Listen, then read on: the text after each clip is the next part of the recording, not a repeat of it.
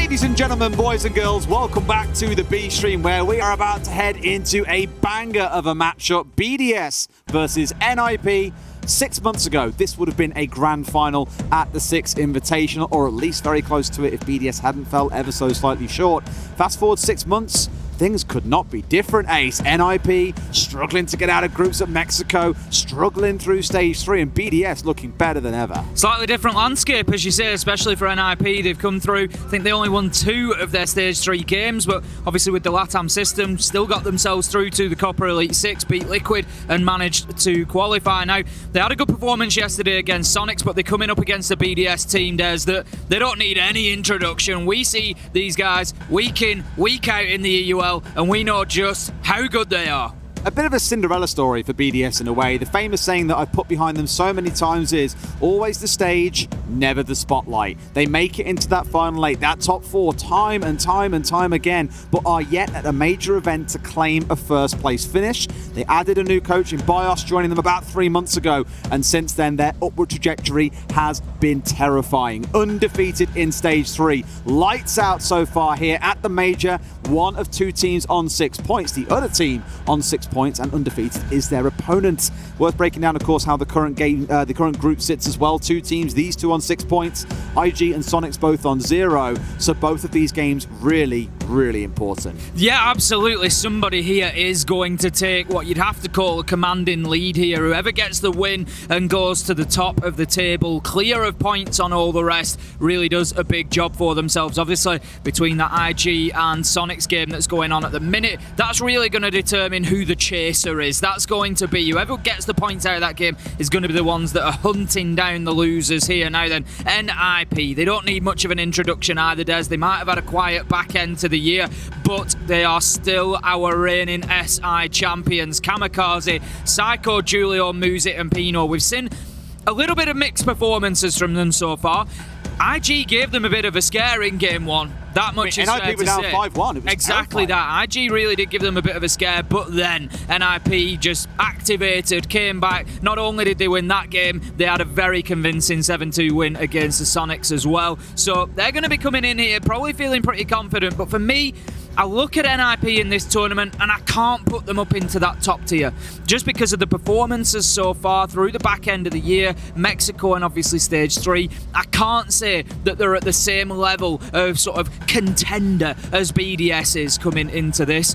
They've got to earn that again for me. As much as we know they're a solid team, we know what they're capable of, they've got to deliver in the big matchups. And guess what they're heading into, Des? They're heading into one of the biggest matchups that they are going to have in Sweden. I think it's telling. This game is it's the best way I can summarize it. It's going to be a telling fixture. We know that NIP tend to warm up the longer a competition goes on. They lose out here to BDS. BDS sit in first place on 9 points. It is very unlikely either of the other 2 teams then catch them and knock them off the top spot. If NIP lose here, they're drawn back into a bit of a battle where their next game against the winner of the IG Sonics match happening right now on the A stream, that will be the real war for second place. And my God, will it get a bit shaky if that's the way it goes out. But it could be the same as BDS who lose this game. There's still a lot to play for with 3 games in this group to go. Of course, this being the 3rd game they're playing. There's the 4th, 5th and 6th to take place as the day begins to wear on. But I feel like as we get towards the end of the day today, we will know at least in most groups which teams are going through in first place, and then the war for second place really begins. Absolutely. I mean, I said it yesterday, I'll say it again now. I absolutely love group stages, and I love it because of games like this. I woke up this morning, and this was one of the first thoughts on my mind was, right, I've got the BDS NIP game today. It's going to be big. We knew that in advance. The fact that they both sat there up at the top of the table, this is one of, for me, the real grandstand games of the group stages. These are one of the 2 fixtures that you look towards when you've seen those groups drawn and you think, right, BDS and NIP, they're going to be playing each other in the groups, much like it was for Space Station Empire as well in Group D. You just look at those matchups, you look at those fixtures and you just think, right, when are they playing? Where are we going to see that? Absolutely. Shall we take a look at the maps in just a moment? Because I'm very keen to see where these 2 teams are shaking down as well. I mean, at this point, it feels like for BDS especially, we know them very well because of their play in EUL. there isn't really a map they're extremely weak on at the minute. Maybe you look towards Villa as a map they've permabanned for the longest time. We know their tendency to just pull it out every now and then. They can play it. And no doubt that's something they've been working on behind the scenes as well. And here we go as the maps come up. It's going to be a game of going to Kafe. That's a good throwdown. For BDS back in the old days especially, used to play this map a metric ton. Not so much lately, but still a very competent and confident team there. Absolutely. You know, we know that BDS know their way around Kafe. We've seen some great performances from them on there over the year. But I tell you what, NIP won't be scared of it either. You know, this is a region that doesn't mind playing Kafe at all. And they're going to be really bringing it here. I think this is a good map. It's a really good map for these two to face down on. I agree, yeah. All the players are into the server, so we'll be getting underway with an incredible game to really whet your appetite for what the rest of the group stages and, of course, the playoffs, once they commence on Friday, are going to bring to you. We were already talking on the way over here, our walk over from our little hidey hole where we sit away when the games aren't on. We were talking about, God, imagine already what some of these quarterfinals can be. We've just seen on this stream what teams like Damwon Kia can do. We've seen BDS steamroll through the opposition so far. FaZe, who were 14-0 before their loss came through to Rogue. There are some very sharp teams in this competition. And here, we're about to see the best two of them arguably throw down to see who comes out as the king of this group. 71% of you with BDS? I think a fair assumption based on the performances that we've seen so far. I'm not actually sat down at the moment, Des. When are you ever? Do you know where I am mentally? You're on the edge of your seat, I am on the edge of my seat, Des, and I'm sure that everybody else at home is going to be throughout this game. I am sort of praying that neither of these teams run away with it. I don't want a stomp here. I want to see 12 rounds. I want to see 15 rounds, Des. I want to see this one go all the way, tooth and nail. Let's really go at each other. Flores and Nomad, talk to me. Where's Thatcher? Thatcher's had like a 90% ban rate throughout the entirety of this competition. One of the only games I've seen where Thatcher wasn't banned away was in one of Damwon Kia's games, I believe against Furia last night, where Lion and Decabi were banned away. But the Flores is a target ban against BDS. Alems has gone on public record and said that he believes Flores is the best operator in the game and massively undervalued, so much so that it's taken away. The Nomad coming through to help, you know, remove the strength of the flank watch. You can't put down those 3 air jabs that are there to prevent roamers doing their job so effectively later into the round. This is a great way of really upsetting the apple cart and letting NIP move more fluidly throughout the map. The last 2 bans, they don't need much introduction. Valkyrie we see a lot on this map because of the outside potential of cameras, and Mira, in the wise old words of Demo, makes good sights great and great sights impenetrable. Well, NIP, if you want us to believe that you are back, if you want us to believe that you never really left, now is the time to send that message. Coming in so far, 2 wins, 1 convincing, 1 not as much so. Defenders this is the time to really send that statement. I like this as well, because normally Rafal will be the Maverick player coming in for BDS, because Maverick, as we know, can ignore electrified hatches, walls, you name it, and just burn straight through them. What do you do in the spot where you need to bring a Thatcher as you put your Maverick player instead onto playing Thatcher? It does remove some of the nades away from the BDS lineup where they'd normally have 6 frag grenades on side. Here there are just 4. But it means the rest of the team hasn't got to change around it. It's one player that gives still a very valuable piece of information and utility. Can of course deal with the ADSs, can deal with things like the Kite Electro claws if they're stopping a wall, and enables Brede to get those opened up. I like, by the way, it's a real sign of the change for BDS, where Shaiko is not playing Hibana on this map. That has gone firmly over to Brede, and Shaiko is sticking on that tried and tested and proven to be successful entry role in the Iana. This is, you know, this is a problem. You look at target bans towards BDS and you think, yeah, Iana is actually a bit of a viable target ban. You're going to impact on Shaiko, but you don't impact on Shaiko. No. Because he's just going to pick up Shaiko impacts on you. He's going to pick up Sophia, he's going to pick up Ivana, he's going to come in on Ash. He doesn't really care. He's just going to come in on Finka. You know, any alternative to Iana, Shaiko will pick them up and do the business. So there's just no point trying to sort of stop him in terms of taking operators away from him. So coming in on the Iana, and look at this, they're straight into top floor Shaiko, and this is something that we've seen him do before, so confidently moving through there, and it really tells you the faith he's got in his droning team that are raining those ahead of him. Look, he's just jumping over balustrades, he's just trying to get to them, Des. Look how fast they've done it, right? 45 seconds has taken them for what most teams would take 90 seconds to do. My metric is always 1 minute 30 is the mark by which the sledge needs to be swinging his hammer on the second floor to start opening up the kitchen. But inside 60 seconds, they're there. Shaiko starting to work his way down these white stairs, looking to cause a little bit of early trouble. Needs to be wary of what is going on inside of VIP, sees the man, and now wants to start taking the challenge. He's got to burn through the ADS. The first one's removed. Flash comes through. A second napalmed in, which will remove not the shield. It was just narrowly off on the angle, blocked slightly by the wall. Gets rid of the ADS, and of course, being Iana, has her own little bit of information she can use here to see that Muzi is still dug in behind the shield and may start trying to think about a push. Definitely unfortunate for Shaiko there. If he clears out that shield, he can move and make a challenge onto Muzi, but right now, it's a problem for BDS, and it's something they're going to have to solve, Des, if they want to push in through the kitchen. It looks like he might have a little challenge coming in from half stairs as well, so need to be careful. NIP certainly not being scared here. There goes the Gon 6, there goes the deployable shield, so Muzi, he's going to have to drop back and probably just play this a little bit less aggressively now. Shield coming down. I know he put a lot of focus onto what Shaiko's up to, but of course the rest of BDS are keeping themselves busy around the map. Bit of pressure from Alem starting to be set up on restaurant side, which will put the pinch in onto Muzi.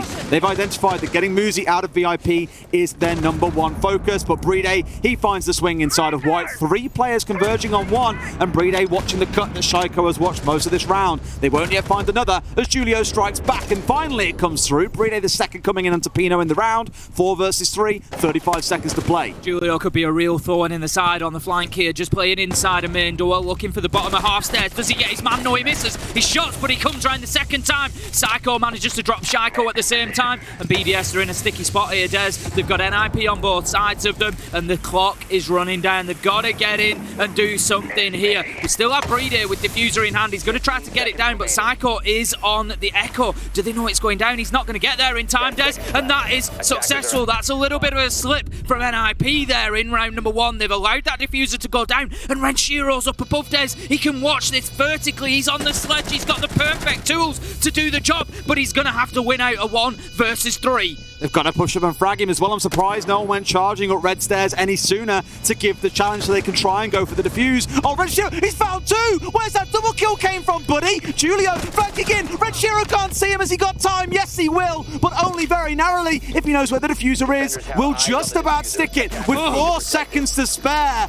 My word, that is one way to start a round. Well, who else had this one down for an absolute banger, Des? Because we've come out of the gates at 100 miles per hour there. What a round, back and forth, 3 versus 3 at a point. NIP looked like they were in control of it, Des, but for some reason, they allowed that diffuser to go down. Psycho was just late to the party with the Yokai drone, and for a second there, for a split second, you really thought that Renshiro was going to lock it down, but Julio, the master himself, cool as ever, goes in there and gets that final kill with seconds to spare, disables the activated diffuser. NIP take round 1, but there is a lot more action to come here.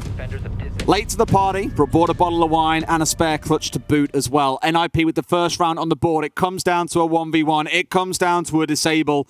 That shows you exactly what to expect in this game. Bar Cocktail going to be round #2 for NIP. I'm seeing the castle, I'm seeing the Aruni, and that screams to me, Ace, that lovely favourite strat that I've come to adore, the setup inside a piano with laser gates and castle barricades to lock everything down and deny and, well, drain as much utility from the attackers as possible.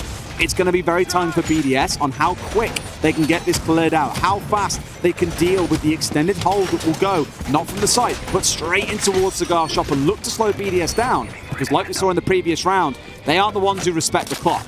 The clock respects them because they move rapid.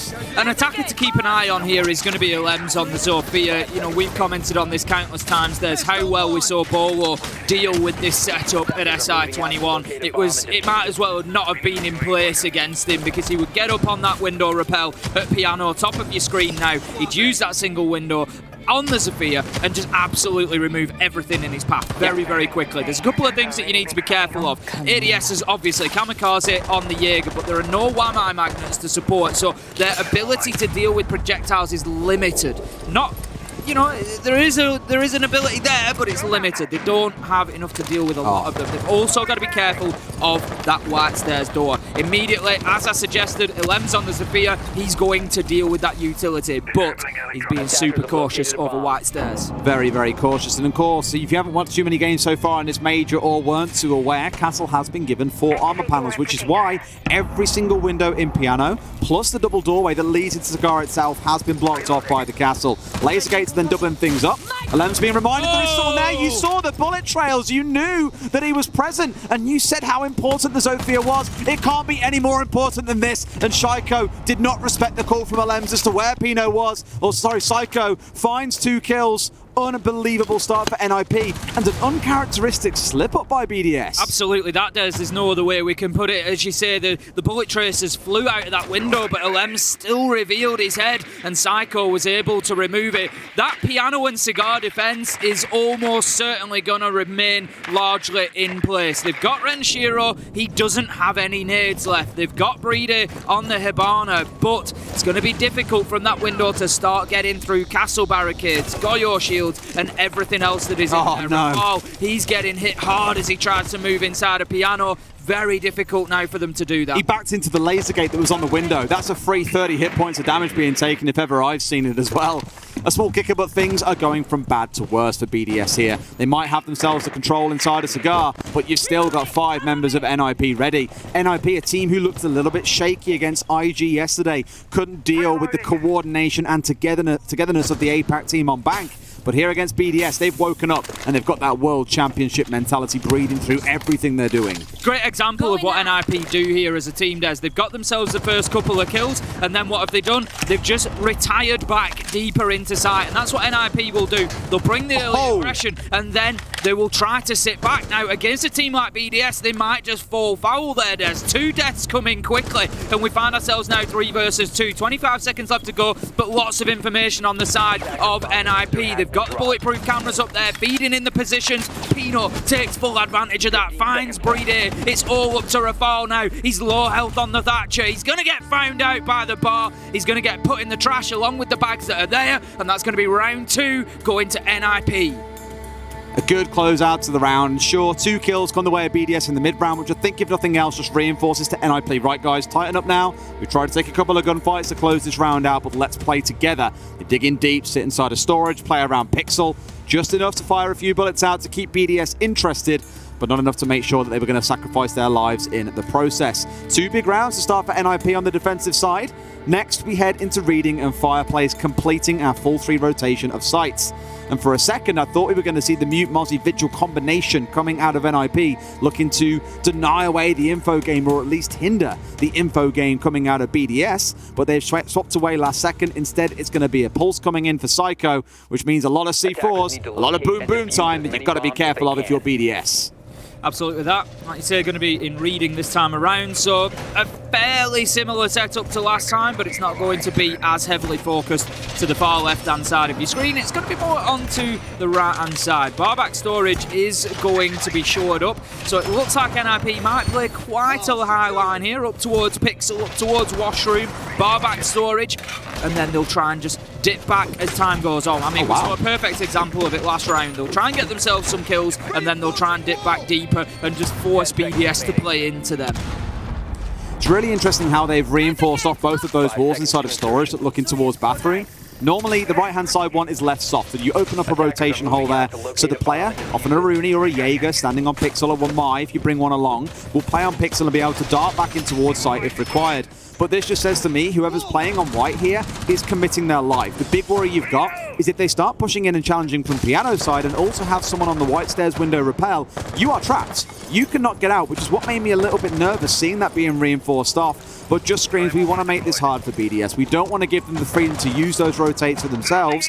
We'll give a little bit of ground, we'll force them to use a bit of half reach, and then we'll back away. So for NIP, with the composure they've shown so far, this might just prove to be the right play. Certainly could. BDS really need to be picking up around here, in all honesty. 2-0 to NIP. They certainly don't want to suffer that complete defensive rotation. Now, we've got the Gemini clone from Iana going in and just doing a little bit of drone work, looking to see exactly what the setup is. And the sniper drone from Ranshiro. He's going to pick up on the Aruni that's playing right underneath that skyline. Kamikaze just nearly getting himself caught out as he rotates back to site there. Lem's not able to find the kill. Does do a little bit of damage through the barricade, but he's going to hold his angle for the time being. And again, just trying to cut off any rotates for the defenders. So they're trying to force them to just play within a small area here on the top floor. You want to be forcing them to play in cocktail, white stairs, and then literally the site itself. I mean, they're doing a great job because look at how slow we're seeing. Shaiko just knew. We've seen that C4 so much. But look at the high line being held. Yeah, 2 in cocktail, 1 playing below with the C4. We're 90 seconds in, and BDS barely have control of red.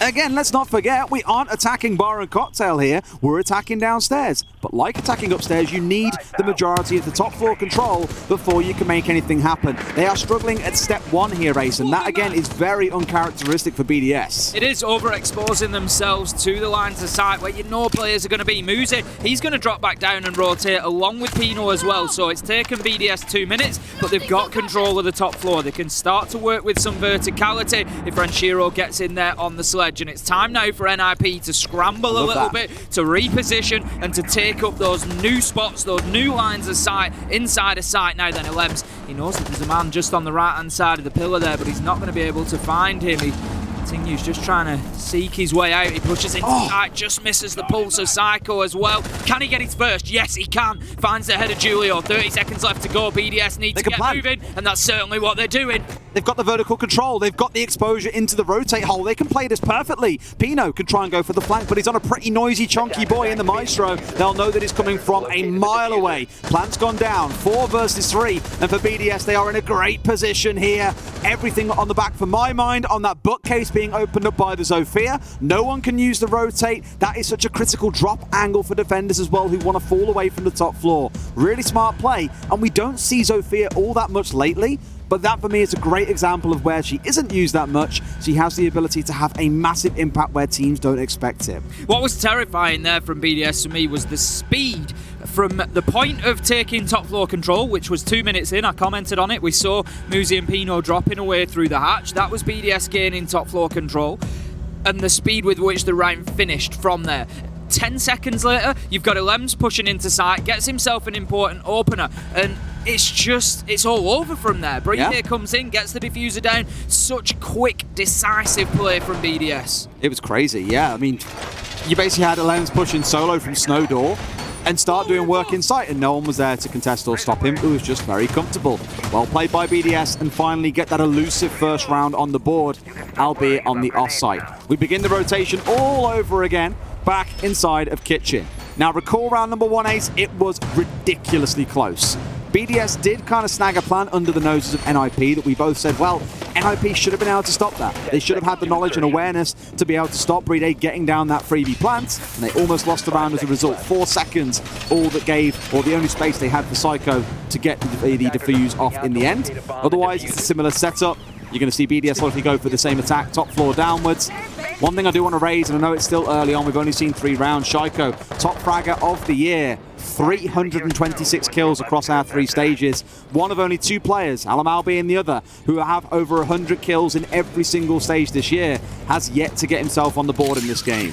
This is it, you know, you look at it and you think, he can't necessarily always do that every single game, every Absolutely time. not. But at the same time, Des, you got to have a reliance on him to do it as well, because, you know, it is a big factor of this BDS team, and there are others who will step up and get those kills in his place, but Shaiko is a difference maker. That is what he does. He's a talismanic player. When he starts stepping up and the kills start raining in, guess what? Everybody else starts getting them as well. He drives the forward. He's like the engine room of the team that brings that energy, and so I think that's a big, big part of this here. If he can start finding some kills, finding his shots, it will really help BDS today. Maybe he's just a diesel engine, takes a bit of time to get going. Give him a few rounds and I imagine you'll see him warm in, especially on the defensive side. He can be an absolute terror.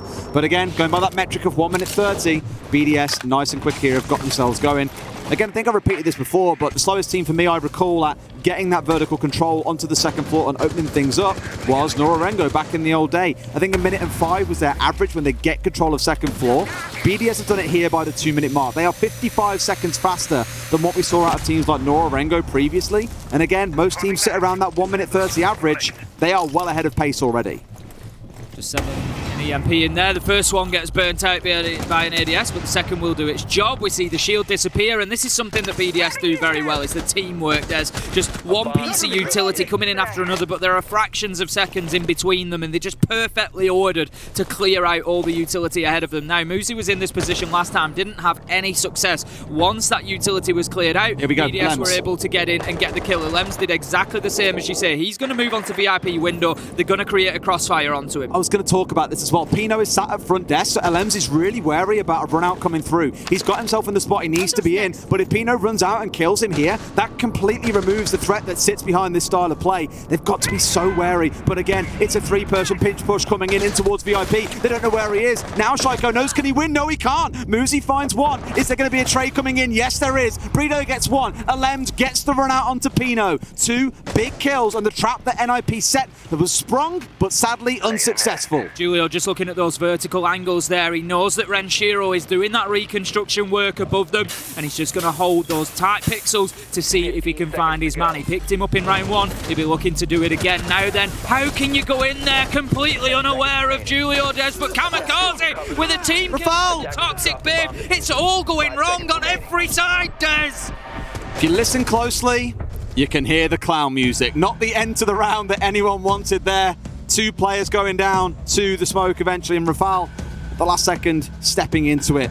Not the outcome BDS wanted of NIP. Likely thankful there was that little slip up on BDS's side. Before that, it looked good, but the actual site execute itself, a little bit shaky. It was late. BDS. It was late, is the reality. Late and shaky. Late and shaky. Thank you. Absolutely no problem. I knew that you were looking for it, Des. I knew that you'd enjoy that one. That was the reality. Brede comes in there. He's absolutely no idea that Julio is led prone in behind that counter. Absolutely no idea whatsoever. It's the freest kill of Julio's life. And there's like 5 seconds left on the clock. The diffuser's down. It doesn't really matter at that point that Kamikaze kills Julio. That's potentially even an active decision. He's, I'm gonna smoke it out because the diffuser's down. They can't then go in, pick it up and plant it. So, sorry Julio, you're caught up in the middle of it, but that's what needs to happen. And it was well played by NIP. Nice defense. I like the way that Pino and Muzi worked to get that opening kill onto Shaiko. Yes, they both lost their lives shortly after, but again, it just burnt so much time. A lot of time indeed. Now we get this top 4 setup coming in once again.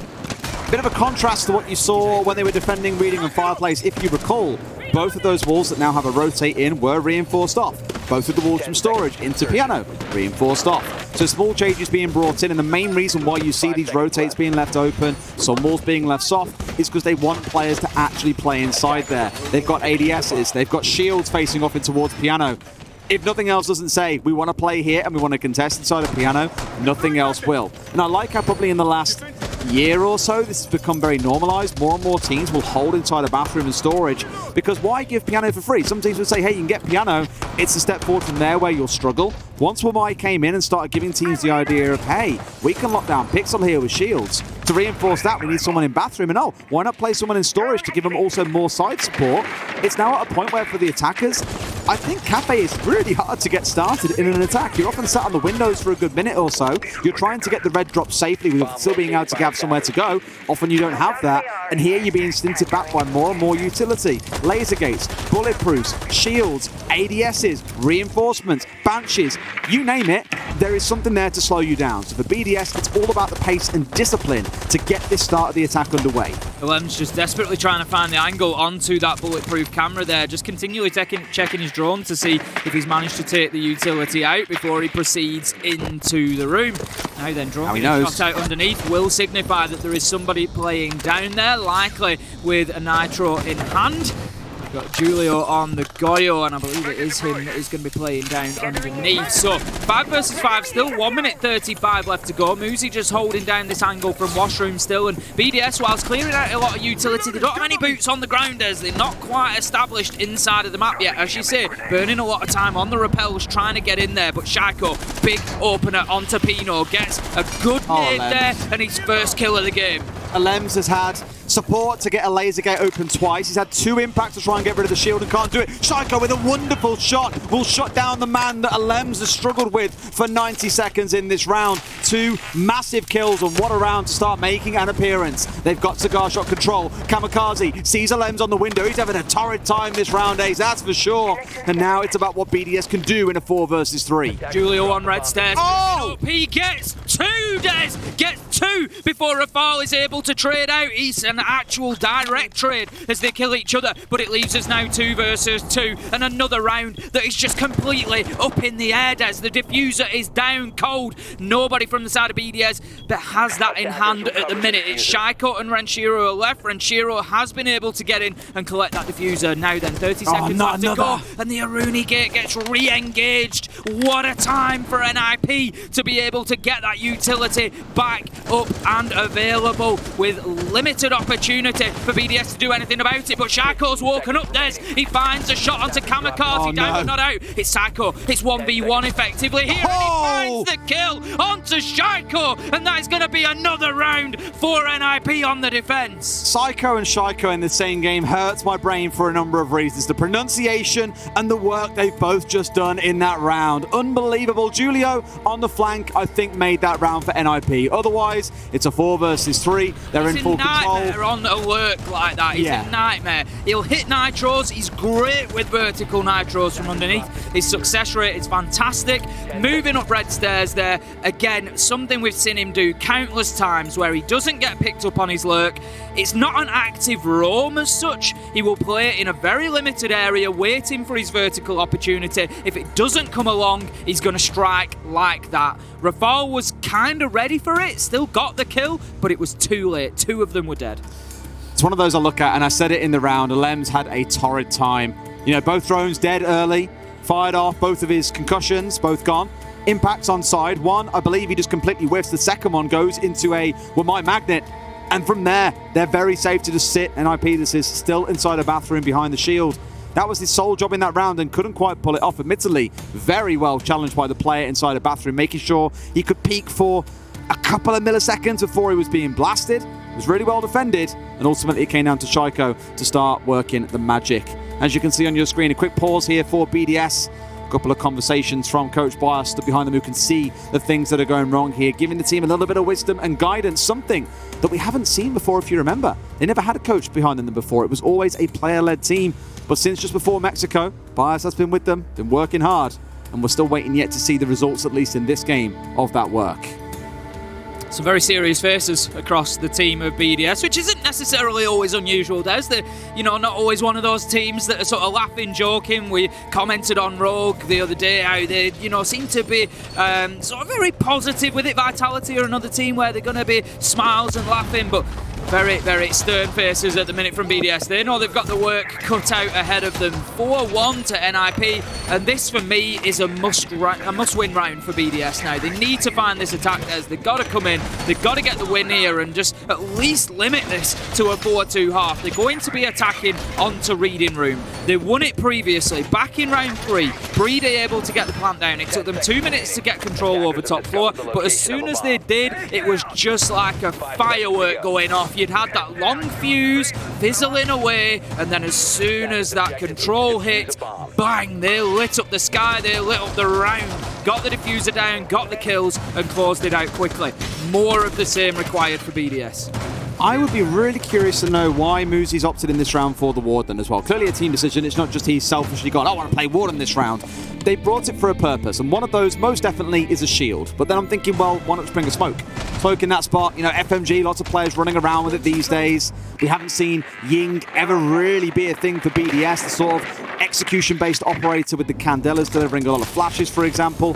Just seems a little bit murky to me, but we'll see what the game plan is for it and whether or not it has an impact. BDS already getting started on the top floor.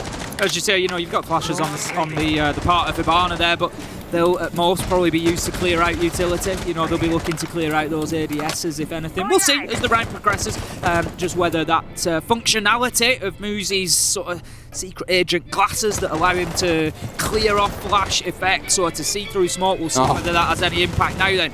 That is a position that was played last time around. Oh no! up on Shaiko, Des. They don't know that he's a piano, and he's played them a tune. He's played them like a fiddle with that kill. Drops himself away. Julio doubles down and finds one. 5 versus 3. I asked if NIP were back. Well, it certainly looks that way at the minute. He's done the same before, though. Remember back a couple of rounds ago when he was sat inside here and killed 2 members of BDS? And we were like, guys, how have you let that happen? Again, I keep on saying it, but it's uncharacteristically small mistakes from BDS that we normally see non-existent in their gameplay are reigning through time and time again.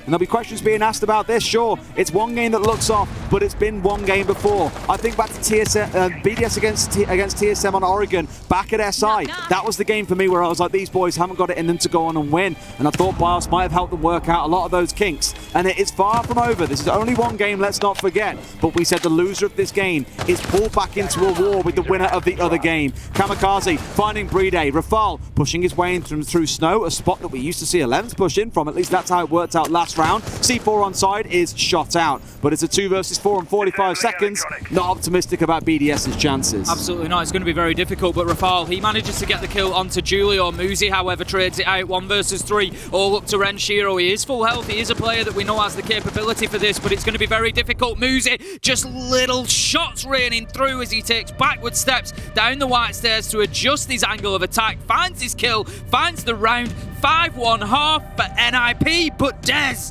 don't you dare write BDS off yet. Switching sides, getting themselves onto the defense.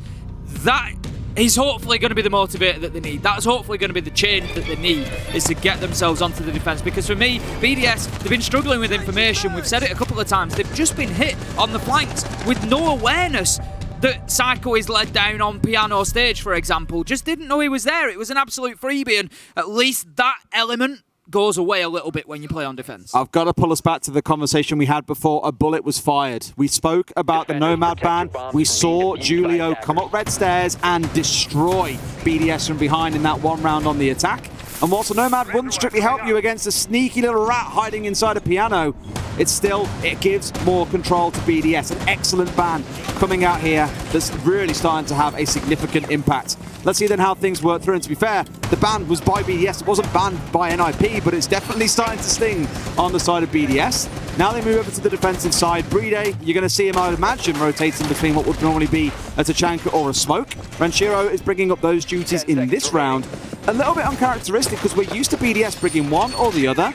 They're not really a team that play both the Tachanka and the Smoke at the same time, both filling a similar function of space denial inside the site, normally later into the round. But at least here, that's part of their game plans, in their wheelhouse.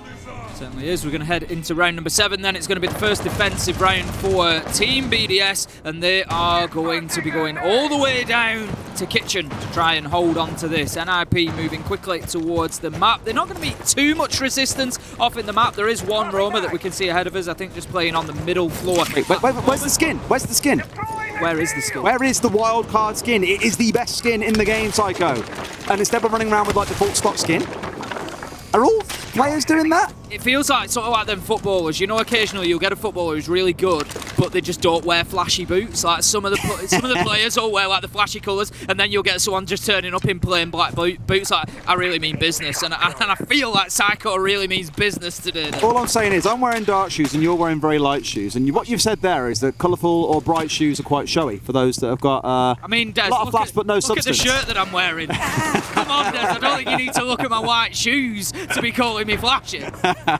Very true. Muzi Crouch walking down white, going to find his man. Surely, should be winning that every single day of the week, but it's Alems with the entry. Now charging back down to site, happy with the loot that he has snagged around the map, and returns back victorious to the camp of BDS. Losing Ash, not the end of the world for NIP. They've still got a lot of the utility they need. Julio with the soft breach. They've got Pino on the sledge, so they can get that job done, start working those vertical angles. I raise to you, it is relatively significant as well, because they've lost 3 breaching charges, they've lost 2 breaching rounds. That was their range destroyer for things like the Banshees coming out from Shaiko, which now they're going to have to deal with a little more head-on or rely on the sledge to be able to nade out, and that's not going to be so simple. Let's see how things go to as they now turn their attention in towards Fireplace to get the hatch open, ready for this drop. The rest of the team building up around Kamikaze, but remember again that it's a 5 versus 4. NIP working pretty quickly here, but I'm just interested. I think that BDS have got one off. Yes, Brede is playing inside of VIP. And if they're going to use that hatch drop and try and get themselves inside of Freezer, they really do need to deal with Brede in there, because he's going to be able to come in and make a challenge in the late round if needs be. And look at it, not a single player from BDS is on site right now. They're all playing these perimeter rooms, admittedly all on the ground floor, but all scattered around. 2 inside a bakery, 1 in coat check, 1 in VIP. Everyone's just playing it, not so much aggressively, but they're ready to have another space to fall back to when the push comes through. To entice them in. Yeah, what makes me nervous about that slightly is if they do get a drop down here and manage to get into Freezer, that's why smokes are being piled in there, why Renshiro is chucking in the Shumikers, for example. They need to stop that drop coming through. Julio on the march, sees one at red, brings him down, traded out a second later, but swings and gets the kill for the trade. Beautiful. Kamikaze getting the plant off, Pino looking in for the drop as well. It's the same spot as Brede, and no one is there to stop him.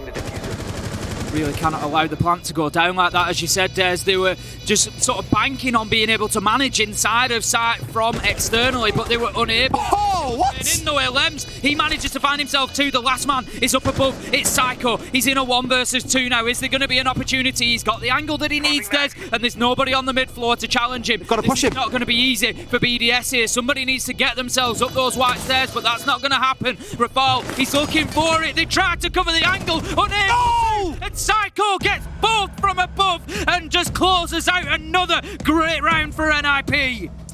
I was just readying a line for a Lems Auditori with the 3K drop. It would have been biblical if he pulled it off and won the round from there.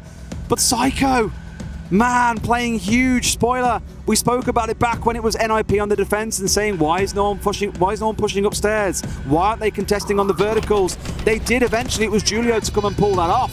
But for the side of BDS, they commit to staying on site. A bit of a scramble at the last second there and can't quite complete it. Shaiko with an incredible 1 versus 2 shuts down the round. They are 6-1 against BDS, and I did not expect to be saying that line today. Absolutely not at all. They really are running rampant over them here. NIP have turned up for this, but by contrast, Des, I just don't feel that we're seeing the best out of BDS here. They're not necessarily winning the fights. So Lems, getting that opener there, he was kind of fortunate that shots were missed. I'll give it all to NIP. They have abused every gap in the plans coming out of BDS. Whether it's a lack of droning somewhere, whether it's always having a fallback plan, whether it's flanking onto them, there is always something in mind. The fact that they got control of the vertical there was what really played spoiler to the end of the round and didn't give any time for BDS to be able to swing back in. This was always my concern with BDS historically, is they're a team that do very much the same thing. They love their turtle strats. You watch them defending Clubhouse Basement, most teams will roam, they will stay on site in 90% of situations, and teams are able to abuse that. I honestly thought that they were just that good that it would be hard to break it open, but my god, NIP is showing you can destroy any setup they bring along, and it's working wonders. Certainly is. We're going to be going up to the top floor this time around for a BDS defense. They decided not to try into kitchen again, not after the last time. Now then, no mistakes possible for BDS from here. They've got to win every single remaining round if they want any chances here. That will get them into overtime. But NIP, they've already been playing pretty comfortably, I think it's fair to say, Des, and now the pressure's off almost. You've got to that point where you've guaranteed yourself overtime as a minimum, you've got the match point, and you're looking at sailing towards the top of the league table. That's just it, Tim. They've got 5 rounds to play with here, and I'm not saying, sure, let's just throw 3 up the wall and not worry about them. No, you want to end things out as soon as you can, because round difference and head-to-head does matter. Let's go through to overtime. You drop at least 1 point to the loser. That's not going to be ideal at all. Here at least getting themselves started and trying to figure out how to deal with the setup coming out of BDS. They've got bandit charges down there. The batteries have been deployed. They've taken out the drones really well so far. This second shock drone will be the difference maker, I think. If they cannot get rid of the gadgets they need with this shock drone after the first one failed, it's going to be the old classic, just really have to try and brute force your way in. And that doesn't really work out the way you want it to.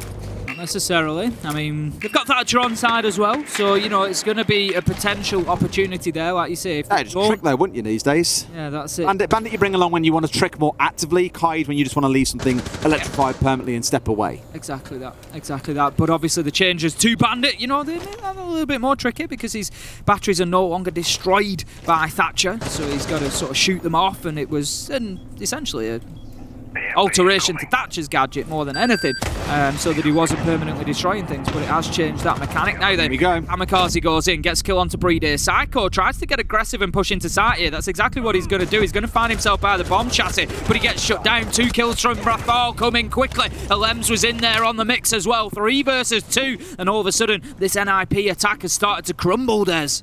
Expecting someone to come up behind them as well, which I don't quite think is the play. BDS again are just going to dig in and say, if you really want to come try and get this diffuser, then by all means do so.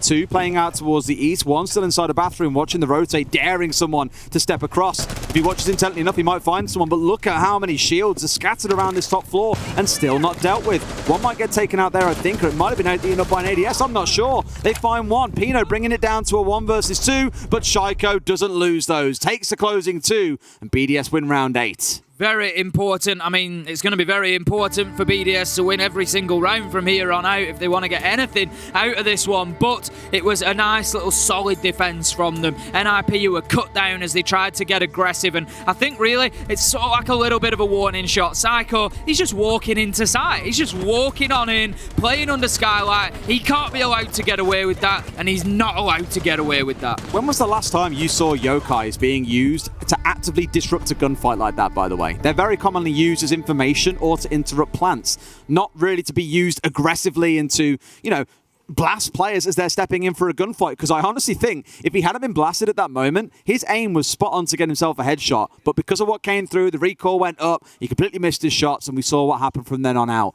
Really good stuff coming out from the supportive Echo. Let's see how round number 9 goes. The Monty being brought in by Shaiko. Now, we talk about the kind of big Monty players around the world. I think we said Mint from NA, we had Luna Metal coming in from APAC, we had Shaiko coming in for LATAM, and of course Pengu from EU. This is one of the old classics in a way, and what everyone always used to say about Shaiko's Monty is he is very happy to walk up to you and be aggressive on the Monty. He isn't worried about, oh, I might get shot from behind. No, he believes in the team, has the aggression to really use and get up in your face and make you nervous. This could just completely catch BDS off guard. That's it, it could just bully them around the map, essentially. But we'll see whether they've got a plan in place, whether they've got any idea of how they're going to deal with that. I mean, they do have a couple of bits of utility on side that should help them.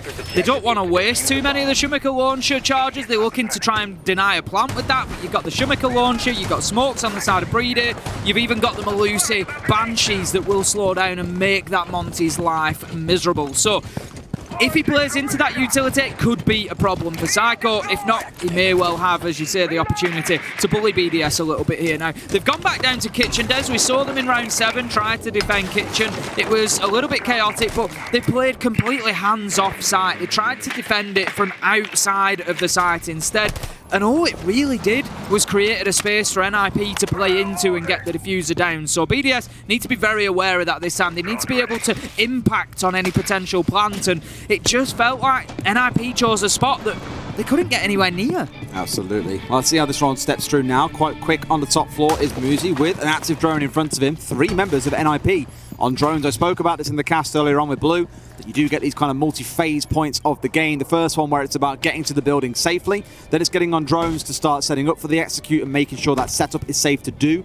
Then it's about droning for the execute, then actually executing. So 2 droning phases and 3 actual action phases essentially for the attackers to work through inside 3 minutes. Kafe is one of those maps that you have to get up onto the roof to really start out any round, unless you're going direct to site through, say, the basement, but it's very rare that teams do that these days.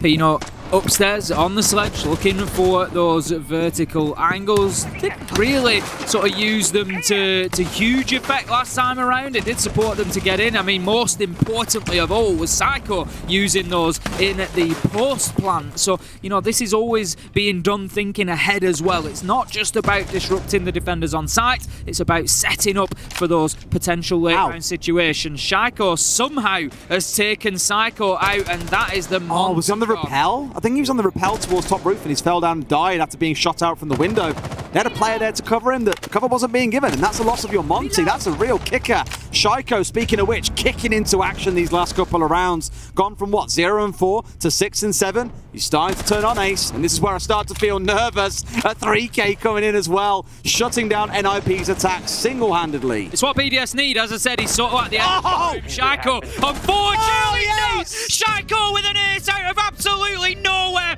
and look at the reaction of Elems in the middle. That is what BDS need, and that is what Shaiko brings. He is the spark in the powder keg, and right now he might have just set off a chain reaction. They got to feed on it, Des. There's a long way to go yet, but they've got to feed off of that. If we were asking questions a few rounds ago on where Shaiko is, here is your answer. Here he is. Here he is. He's popped his head up and popped a few heads on the way through, making it look easy for himself. This is a naughty little shot here. And to then step out when the trade attempt was coming in and get the closing connecting 5th kill. No member of BDS died. Shaiko 1v5. Welcome to Sweden, boys. It's becoming one of those LAN experiences, isn't it? To get I love it. I love it. The thing is, we've been saying, me and you, all week long, like, we're getting really excited now. Every day, that excitement is just building to a fever pitch. And now it's in the way I'm like, I knew why I was excited now.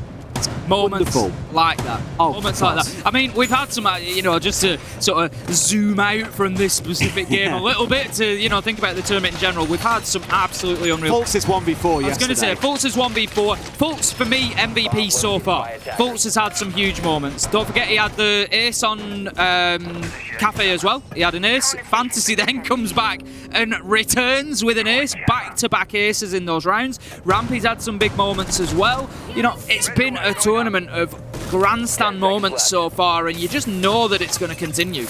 I think it's one of those that you look at and you can just point to most teams and say that's a superstar in the making. Yep. Look at like Yas, for example, on Damwon Kia. Lights out so far this tournament. It makes it so difficult to predict because coming in here, I'll be honest, hands up, I was a little bit concerned about NIP. I wouldn't have put them in sort of the bottom tier of teams, but I thought they were sort of middle of the pack, realistically, given the results recently, and you look at it and think, well, they're sort of struggling, they've been losing the gunfights, and we saw that against Invictus, but then all of a sudden they just come in and switch it on. But right now, BDS, they're doing the best to switch it off. And they are doing pretty well over the last couple of rounds. They've got themselves 2 back. They find themselves at 3-6 now. They've got 3 more to win. They need a complete defensive rotation, and that is going to start in Reading Room. You missed a golden shot at BDS doing their BD best there. That would have been the one to lead this round in with, because I left it for you. They're giving it their all to fight. Yeah, but I kind of done it in the meta way where I break the 4th wall and don't roll it into a cast. It's not as impactful then. Of course it is. It impacted me, Des. You felt it deep inside the soul. Absolutely. As I always do. As I always do when casting with Edge of my seat, Des, as he'd say.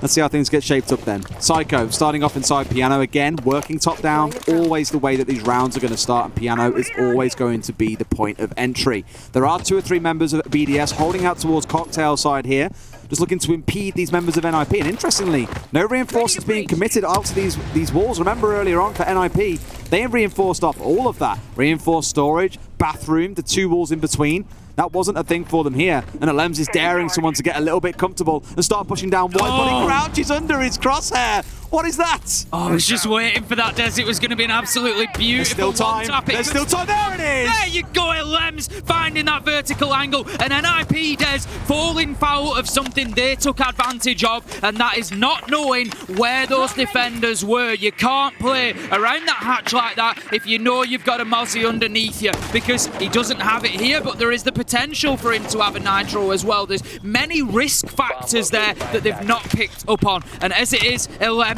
punishes them with a nice opener onto Muzi. I did wonder where all these reinforcements have gone. They had 2 on the east storage wall, so their line, this is BDS's line compared to NIP's, which was quite far west, has been pulled quite a way back. X-Kyro is being used to open up the floor. You don't commonly see that, but of course the big question is, what else are you going to use them for in this round? You might wager, looking at, say, the reading wall. BDS's comms right now, I guarantee you, are on fire with all X-Kyros down. They can't open reading wall. They now know that is a safe spot and no one can open it up from the other side. That's, although it didn't really look important, I didn't think it was at first, that could have a pretty significant impact on this round. Just Sapino trying to tickle the shoes of Rafal there, but he decides instead to go route 1, finds himself a headshot, but there's only 7 seconds left as Kamikaze has got to stick this plant. The important kill comes in from Pino. Oh my God. It looks like BDS can't do anything about it, but Renshiro does. He finds the only kill that counts, and he keeps BDS alive. They were so close to losing that one. That was almost a perfect example of why vertical control is so valuable in this game. game. They get 3 kills with only 1 player being on the same floor as the site itself. Of course, Kamikaze going in for the plant. They got 3 kills from the vertical. The last one, though, Renshiro managing to somehow act like Neo from the Matrix, dodging every bullet that came his way and get the kill that he needed. You'll see it here. This one onto Rafale started things off, and the next 2 that came through, very, very comfortable. But just 1 rat got through the trap. It was Renshiro, and he stops that plant and wins them the round. It's happening, Des. Des, it's happening. Of course it's happening. It's me and you casting it, Ace. 4-6. BDS have fought their way back from 6-1 down. 3 consecutive rounds, 2 to go. They're heading back up to the top floor. Now then, I think we might see NIP play this a little bit differently to how they did last time. They've thrown in the tactical pause. They need to have a chat and just see exactly where they go from here. They're very conscious that these rounds are starting to slip away from them. Now, last time around, it was back in round number 8 that we saw them play on bar. They got aggressive. If you remember, Shaiko just pushed in and tried to play from underneath Skylight, and there was just 1 kill after another rained in from BDS. So for me, that was a little bit over aggressive from NIP. I understand at that point in time they had themselves a nice lead. Yep, let's go in there, try and surprise them, try and get a couple of kills. This time I think NIP need to go back to basics on this attack. They need to get control of piano, clear out washroom, clear out bar back storage, and then start thinking about pushing into site. They can't just send Shaiko in on the Twitch to try and get some kills. That's not going to win them the round. Compared to the first half, it does feel a little less clear-cut in these rounds as well, in terms of, decisively NIP on the defense, playing massive spoiler to BDS in several instances. Although BDS are getting the occasional surprise kill or unexpected outcome in a round, it doesn't feel as solid as NIP. So I do think NIP are closer to winning an attacking round than BDS were back in their first half. I would not be surprised if either after that tactical timeout or in the round after we see them walk through. And Ace, I've got to touch on this because this will shock you. Kamikaze, not on the Thermite, he's on the Maverick. I don't know what's going on there. Kamikaze, as we know, serious Thermite main, but we've not really seen too much of it. But Kafe is not really. No, you need the range normally. Need for Thermite, as you say, you need that range. That's why we've seen him bringing the Hibana along. That's why we've seen those other operators coming in. Interestingly, you've got Julio and Muzi going onto the Sophia and the Ashe. The good old school combo, the long-range destruction, the soft destruction coming through from those operators. What I'm surprised by is, one, there's no Thatcher to come through, so mute jammers, ADSs, the bandits, for example, are going to be just fine. And you've got the Maverick that is a very obviously near-field sort of heart breacher. You need to be up against the wall. That always makes me nervous when you're pushing in on this top floor, because say for Hibana, you can be on rappel on the windows and get these walls opened up from afar. As a Maverick, you need to be right up against them. The main thing it does give them is another pair of frag grenades, which of course Hibana doesn't have. She has the flashes instead. So maybe that's part of it. But I'm just a little bit nervous and thinking, well, how are you guys getting these walls open without being shot? Right, Des, we're on the way. This could be leading us into round 12. A round 12 that, if I'm honest, I didn't think we'd have any chance of seeing when NIP was 6-1 up and really dominating things. Just give us 15. Just do it now. Let's just take us to round 15 now. But we don't want to miss the fun along the way of getting there, of course. Now, Pino just using the jump function of that drone to try and spot out exactly what's going in bar back storage without losing it to the mute jammer. Ultimately, he does lose it, but the nade is going to go in. Will it be successful? It clears out the shield, yes. Mute jammer, no. So won't be any more access for the drones going in there, but it will allow NIP to challenge a little bit easier. And as I suggested, Des, NIP more going back to basics here, not rushing in, not trying to get those kills. They're trying to clear out that utility. They're trying to do what they should. They're not jumping to point 3 or 4 on the checklist. They're trying to make sure that they've got through the first steps.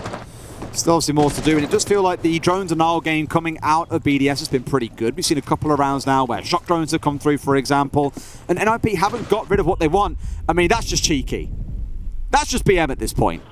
Well, using that Yokai drone, we've seen it done before. You send it up through the hatch and it just drops back down to safety. Really does keep it out of the way. It's feeding information. It's stunning players. It's wasting time. We've got an hour 15. I wish there was an hour 15 left on the clock, but there's 1 minute 15 left on the clock. Muzi opens things up at that point with a kill onto Elems. That's going to leave us now in a 5 versus 4 for NIP, and they are doing this much better than they did back in round 8, Des. It's patient. It's progressive. They're moving through, and they're picking up one after another and trying now to clear the man out of white stairs. BDS, I feel like they're teetering here, Des. Oh, the shot as well. Shaiko charging up, but will get traded out. forced to move forward. Can't sit on white stairs because of the grenade. Rafal, a great swing coming on to Muzi. It's trade for trade in this round so far. A 3 versus 3. 30 seconds to play with NIP. They've got to get a wiggle on. Starting to move their way up towards white. Pino once again on the Impel. Sees a man for free there. No trade coming in, but does he know about the man in deep storage? There's two of them hanging out on the near side here. Pino on this window could do quite a bit of damage if he's holding on to the right window. Doesn't see the man. There we go. Steps round for free. There's one left in deep storage. Can Brede clutch out? We know what he can do. Plant's going down. Sees the man but can't do it. Pino gets it. NIP take the game. They go first in Group C. Much closer than maybe it should have been, Des. 6-1 finishes 7-4, but NIP get a good job. Well done there. BDS, they really tried their hardest to fight their way back into it, but they were just unable to keep that momentum going to get the 5 rounds in a row that they needed, and NIP have done a great job to take the top of the table. In the UK, it's what we would call Fergie time. NIP not necessarily playing the best, but getting the results even in the dying moments when they sorely need them. We'll go to a quick break, and when we come back, we'll be back to break down all the juicy action from this game.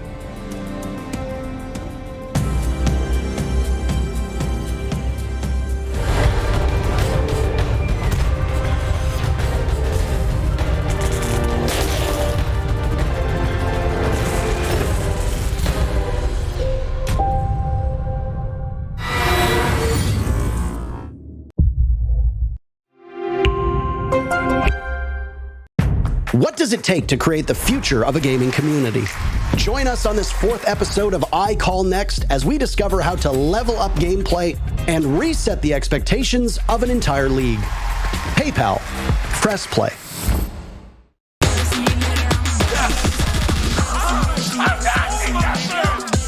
Easy going right there. One more to go.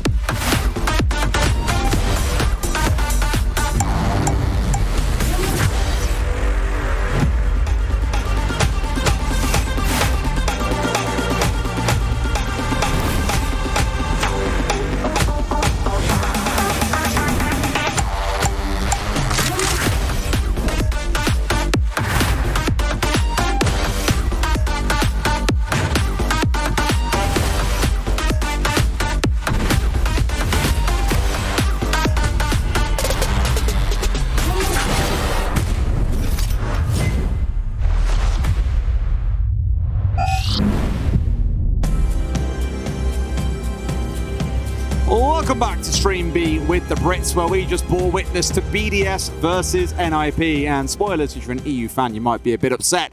NIP took the win 7-4 after a very conclusive 5-1 half.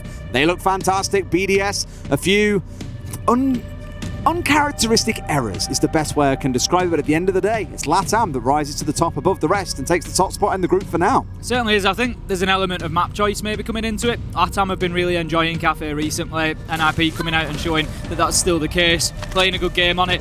There was a glimmer there, Des. There was a hope that we might just see that over time. BDS really made a play of it towards the end. You know, it came down with 11 rounds. That didn't really look like it was going to be the case at the half when it was 5-1, but BDS showing that they've still got, a bit of bite there. They're still fighting, but it was an uncharacteristic performance in the first half from them. I think there was the reason that I say that it was an uncharacteristic, it's not to say that BDS can't be beaten, because of course they can. Of course they can. The point that was uncharacteristic about it was the deaths that they were taking. Yes. They were just, the information wasn't there. They were just running in and getting shot in the back, getting shot in the flank, it was a bit of a nightmare for them, I think, on the attack, and the droning just wasn't up to par today. It's where you start banging them up and going, boys, basics, basics, absolutely. Basics. Check your corners. You're told it all the time in Siege, whether you're playing ranked or competitive play.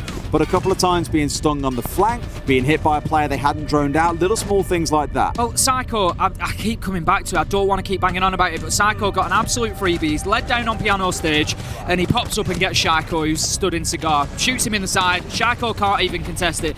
I'd love it, and I will watch that back, because I want to see what droning has happened in piano there. Is it sort of quote-unquote lazy droning? Has the drone just rolled through and not checked piano stage? Or has there been no drone pass through there at all? Because they need to be aware that Shaiko is there. They have to. It's a classic. Piano's clear. Oh, it's not clear. Who called it was clear? And you're the one who's called it clear, and you're thinking, oh god, he's just died from piano. You want to hide it away. But enough about BDS. For NIP, I mentioned it as well. They look good. Fergie time. Through and through, they are on 3 regulation wins. Despite going down, for example, 5-1 against Invictus Gaming on Bank yesterday, they find themselves top of the group. We said coming into this, they've looked a bit shaky. Stage 3 wasn't very particularly hot for them. Not at all. They were, what, 9th out of 10? Like I said, I think it was 2 wins that they picked up out of all the games. It didn't look good, no matter which way you want to look at it. But at least here at the Major, where it really starts to count, they find themselves top of the group. And we've already said coming in towards the end of the day, you'll start to see then who's going to finish in first place and who's going to start then fighting for second and third, and likely who's going home. This is something I was going to touch on. I look at the performances from IG and Sonics over the last sort of day and a half. I don't know what's happened in the other game. You know, we'll find out as and when we see the standings. But I think at this point in time, I look at it and I think BDS come away from that game. Are they overly worried about it? Are they overly bothered? Not really. Because, you know, they're probably going to go through from this group anyway. Yeah, we need to see, of course, the results otherwise. If there is an upset later and BDS lose again, Sonics then it's or panic IG, stations. Then you start worrying about it. But this is one of those, like, panic. Yeah. Oh, can't remember that you're near the top. And then panic, they've won the game, they've lost later as well. Exactly that. But at this moment, I think, you know, BDS... I'm sure there's going to be elements they're not happy with, that they know they need to go away and iron out, but at the same time, they're going to sort of be like, it's okay, we'll have another pop at them later. Exactly, you're not beating yourself up too much, and I believe they play against NIP tomorrow again, right? So that'll be another very, very exciting game to look at. We'll take a look at a minute, of course, at the scoreboard as well to see how things have panned out before we take a look at the groups to break down exactly what has happened, because as you said, there was another game going on the other stream at the same time, which we aren't too aware of, so I'm looking forward to seeing what that looks like, because again, that really starts to paint a picture of what day 3 happens. And don't forget, we've still got one more game for this group later on tonight as well, so there's still more to come. We are officially halfway through for this group, and I think for all games now. This is game 4 of the day. Yep. So we are officially halfway through the competition. Well, halfway through the group stage. Not the competition. Not the competition. There's still plenty more of that to come. Serious spice to come over the weekend, given the performances that we've seen so far. You know, Space Station, everybody came in thinking they were going to be one of the dominant teams. They're looking beatable. They've shown that they're beatable, along with a lot of NA, unfortunately. You know, but we've also got other teams that are stepping up. Damwon Kia, particularly, at this moment in time. I'm not going to say necessarily... Well, they are looking like one of the strongest teams in the tournament because they're winning games. They are. Simple as that. Between, you know, like we saw Woogie Man with an incredible clutch. You know, it makes me happy. I love Damwon Kia. I did jump in and check the stats. Yas is currently second, and you can imagine who it's to. Think about FaZe. Cyber's like number 1 at the minute because he's fragging his pants off. But Yas has got the highest KD in the whole competition right now. Yeah. I mean, you know... That'll happen when you're going like 22-4, mind you, which you did against SSG. You remember in our discussions coming in, Des, you know, FaZe were one that I picked out and said they are definitely one to watch. They're very underrated, but they've been beaten by Rogue, and this is what I love. It's all starting to get into the mix now. Well, unfortunately, we don't have stats for this game, but let's take a look at our groups as well so we can have a talk through how those have shaped up so far. That one for me, again, is going to be the big teller because now we are, again, officially halfway through the groups. We'll have a good talk about all of them. Let's talk about A. Rogue, FaZe, they are quite clearly near the top with Chief starting to prevent a bit of a threat, but Oxygen, I think at this point, we've seen how they've played. It hasn't been the prettiest picture for the NA team. And Group B? Look, it is what it is for Oxygen. You know, I sympathise with them. It's one of them situations. It was always going to be difficult. Their backs to the wall. They're doing what they can. Yeah. It is, you know, that's not going to change. Group B, as you say, we've got Team 1 up at the top. Team Vitality and Sandbox all level on 6 points, Des. Oh, boy. Wow, what a group we've got going on in B. It couldn't be more different. You look at A, you've got 2 teams there. You think, yep, Rogue and FaZe are likely going to go through there. B, who knows? Group B is having a game of Monopoly, and they're passing Dark Zero and say, go back to start, collect your $200, collect your 3 points, and carry on round the board. It's all about those 3 at this point. I don't really see Dark Zero fighting their way back in. Let's take a look as well at Group C and D. Of course, we've just seen C play things out. NIP, the cream of the crop, rising to the top. 9 points. BDS on 6. Sonics with a win over IG on the other stream puts them on 3. So now Sonics is the credible threat to BDS. The thing is, BDS have beat them once. All BDS need to do is beat Sonics. They'll have the 2 head-to-heads, and this group is then entirely locked up. I don't know if they play later on today, but if they do, that's the big game. I'm going to say that are the Sonics capable of getting through this group? Yes, I think they are. Do they have one of the hardest jobs in this tournament to get through this group? Yes, they do. Guess who BDS play later? Sonics? Yes, they do. It's going to be very, very tough, and that game is key, Des. If BDS win that Sonics game later on tonight, it's pretty much done inside of Group C. Sonics are not then going to fight back and be able to get themselves through just because they'll lose their head-to-head. There'll be so many things stacking up against them. And so, for me, it's make or break. We're going to have answers almost on Group C by the end of the day. Group D, looking spicy. Down one, Kia, straight up there, but no team on 0 points. Even Furia, who we've watched play a fantastic game. They're unfortunate to have lost two. They are. They're in a spot where they're in a position where they can still push forward and do a bit of fighting. That second spot is most definitely not locked in yet. Again, the games later on today will be the real big tellers for us as to how open this group can be. Taking a little quick look at those, we've got SSG against Furia and Empire against Damwon Kia. Yeah, it's again SSG Furia. Oh, the thing is, if Furia win that game, rematch. Both teams are on 5 points. If Furia win that game, yep. That's a game you want to be watching later on, and there are, of course, plenty more to come. 8 more games to play across streams A and B throughout the day. Don't go anywhere, we'll go to a quick break, and when we come back, the cycle starts all over again, and this is where it gets saucy. See you in a few.